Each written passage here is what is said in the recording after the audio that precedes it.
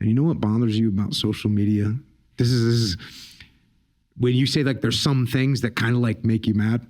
No, I mean, not me, but, could be, of course, like I'm human, little things creep in. And it's not the things that are obvious. It's actually not direct critique of me. It's when people exploit misunderstandings to try and create a greater misunderstanding that doesn't exist. That's what gets me. Because to a scientist, that's like the most irritating thing. I don't know what the analogy would be in the SEAL teams, but it's like someone like hijacking something that like they didn't mean that, but then they distort the argument. The word gaslighting gets thrown around a lot now. A lot of people actually think that anytime someone states a boundary, like, no, I don't believe that's gaslighting. Trust me, the psychiatrists who are all professionally trained tell me that is not gaslighting. Gaslighting is a very particular thing where you're trying to alter someone's reality in a very active, almost like sociopathic way.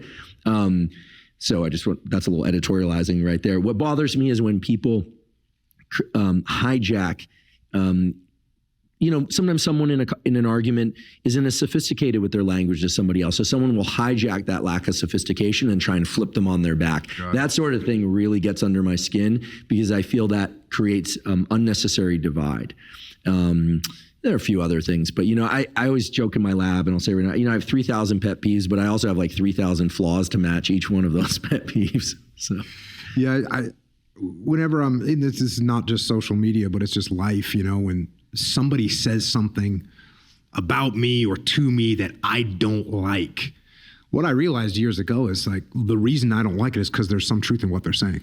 And the best thing to do is to say, either to yourself if you're by yourself or to them, is to say, yeah, you're right. I am kind of a knucklehead sometimes. Or you're right. I sometimes do jump to conclusions. Or yeah, you're right. I was completely wrong about that. And that is just so much more liberating and healthy than saying, you don't know what you're talking about, or no, I don't. Just going into that defensive mode and trying to close your mind instead of opening your mind up to listen to what somebody else has to say and say, yeah, that's a good point. You're spot on with that one. Next question, next comment. Let's go. Let's go. One thing I appreciate about you on social media is the limited number of words in each of your responses. It's a great thing, and forcing you to be efficient and concise actually is a huge advantage. It also forces you to be precise, at least about category. Yep. Right? I think there's something to be said for that. Well, there's a good example.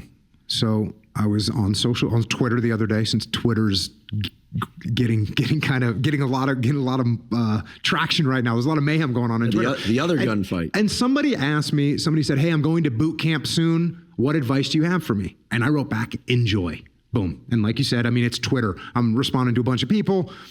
And then somebody else chimed in and said, might as well not even answer Jocko. That's not helping this guy at all. And look at your face. For those of you that are watching, your face just got a little bit mad, right? You got a little bit defensive for me. Yeah, I think that's my nature. I don't like seeing other people sort of attacked. I think that's just my nature. I had a split second of, who the hell is this guy? And then I said, you know what? He's right. And then I tweeted again, back there. I said, sorry, man, you're right. What I should have said was, hey, read the book, Leadership Strategy and Tactics. It's a good book for someone that is going to be in an environment that's going to be challenging, and we're going to be faced with leadership challenges. And enjoy boot camp, because if your mindset is this sucks and this is terrible, it's going to be terrible and it's going to suck. And if you go with a mindset of, hey, this is a cool experience and I should enjoy it, you're going to have a much better time.